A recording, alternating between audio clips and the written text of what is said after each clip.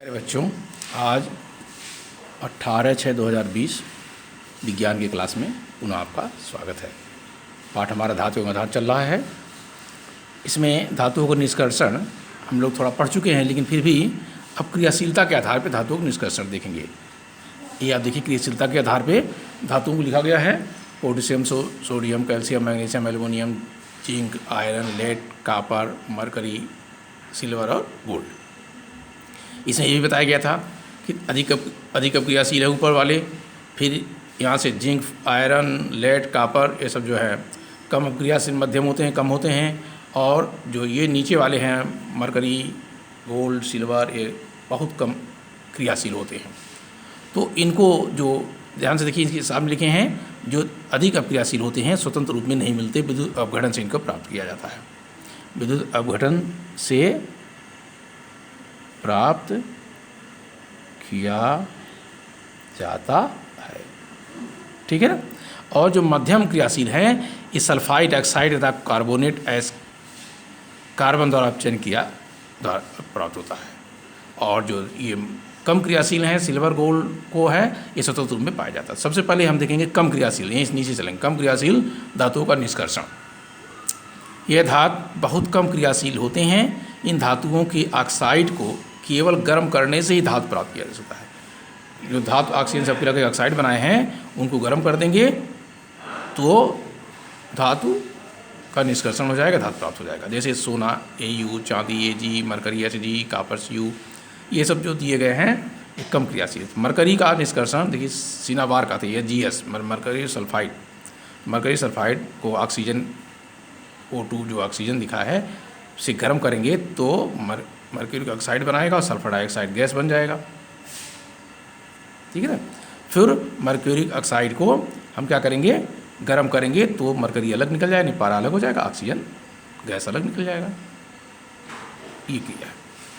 तो सीधे धातु ऑक्साइड को ही गर्म कर देते हैं। अगला वाला दूसरा पार्ट है कॉपर सल्फाइड में कॉपर सल्फाइड से कॉपर का निष्कर्षण। तो क्यूपरस सल्फाइड लेंगे, Cu2S को ऑक्सीजन की उपस्थिति में गर्म करेंगे तो क्यूपरस ऑक्साइड बन गया, Cu2O 2 टाइम्स।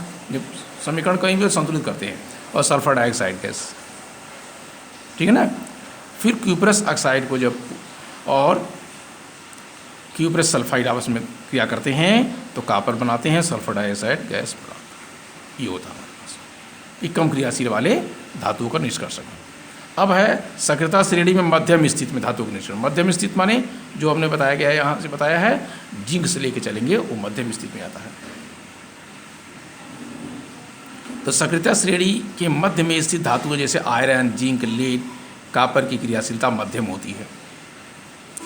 अर्थात क्रियाशील होंगे लेकिन बहुत तेज नहीं होंगे, बहुत स्लो भी नहीं, मध्यम होंगे। यह प्रायः सल्फाइड या कार्बन के रूप में पाए जाते हैं। यहाँ लिखा भी है सल्फाइड ऑक्साइड या कार्बोनेट के रूप में पाए जाते हैं।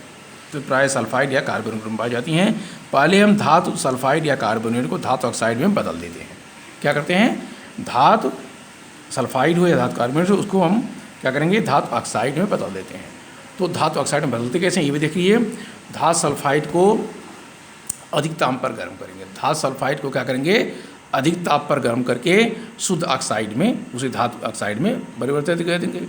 धातु कार्बोनेट को सीमित वायु की उपस्थिति में, इसमें वायु पूरा रहेगा, इसमें सीमित वायु की उपस्थिति में अधिक ताप पर गर्म करेंगे तो धातु ऑक्साइड बदल जाता है। दोनों के लिए, सल्फाइड के लिए भी ताप अधिक रहेगा और धातु कार्बोनेट के लिए भी ताप अधिक, लेकिन उसमें वायु पर्याप्त रहेगी, इसमें वायु एक लिमिट में रहेगी, सीमित में रहेगी धातु से। अब जब धातु ऑक्साइड बन जाएगा तो उसको गर्म करेंगे। देखिए कैसे बना है, जिंक सल्फाइड लिया, ऑक्सीजन से क्रिया कराया, गर्म किया तो जिंक ऑक्साइड बन गया और सल्फर डाइऑक्साइड गैस बन गया। पुनः जिंक कार्बोनेट लिया, इनको गर्म किया, जिंक ऑक्साइड बन गया, कार्बन डाइऑक्साइड गैस बन गया। अब धातु ऑक्साइड को इसी बीच से धातु ऑक्साइड बन गया तो गर्म करके धातु प्राप्त कर लेते हैं। अगला आता है सक्रियता श्रेणी में सबसे ऊपर की स्थित धातुओं का निष्कर्षण। जो सबसे ऊपर लिखे हैं, जैसे सोडियम, पोटेशियम, कैल्शियम, मैग्नीशियम आदि हैं। तो सक्रियता श्रेणी में सबसे ऊपर की धातुएं अत्यंत अक्रियाशील होती हैं। इन धातुओं को विद्युत अपघटनीय अपचयन द्वारा प्राप्त किया जाता है।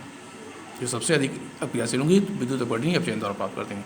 जैसे सोडियम, मैग्नीशियम, कैल्शियम को उनके गलित क्लोराइडों के विद्युत अपघटन से प्राप्त किया जाता है। गलित माने पीली अवस्था में उनके क्लोराइड हों अर्थात तो क्लोरीन से अभिक्रिया करके क्लोराइड बनाए रहेंगे, गलित अवस्था रहे पिघली रहेगी तो करते क्या है, कैथोड जब प्राप्त किया जाता है तो कैथोड पर धातुएं निक्षेपित हो जाती है, ऊपर हो जाती हैं, तथा एनोड जो धन आवेशित इलेक्ट्रॉन उस पर क्लोरीन मुक्त हो जाती है।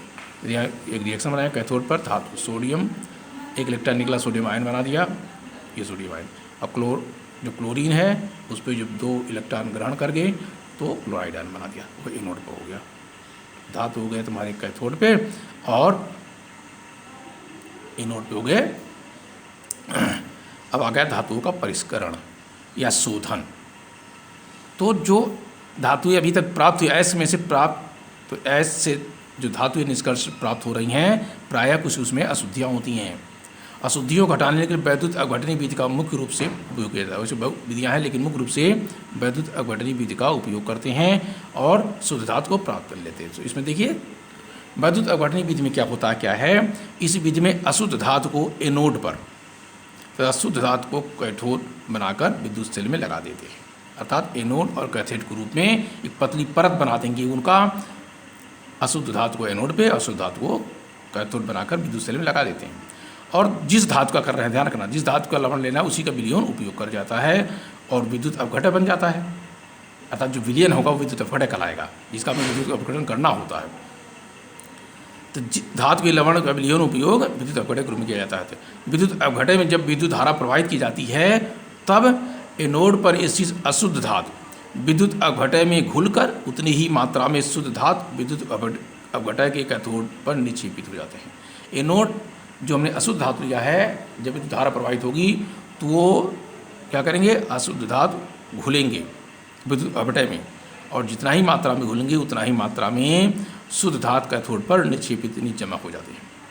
और जो अशुद्धियाँ हैं वो विलयन में चली जाती हैं, जो विद्युत अपघटन यानी विलयन लिया है उसमें चली जाती हैं, तथा अविलेय अशुद्धियाँ एनोड की तली पर बैठ जाती हैं। अविलेय जो घुलने वाली नहीं है वो अशुद्धियाँ एनोड के तली पर नीचे भाग में बैठ जाती हैं, जिसे एनोड पंख या एनोड कीचड़ कहते हैं। कभी कभी एनोड पंख या एनोड कीचड़ भी एक नाम पूछ सकते हैं, तो सीधे ले सकते हैं कि विद्युत अपघटनी प्रक्रिया में जो अविलेय अशुद्धियाँ होती हैं और एनोड की तली पर बैठ जाती हैं उन्हें एनोड पंख या एनोड कीचड़ कहते हैं।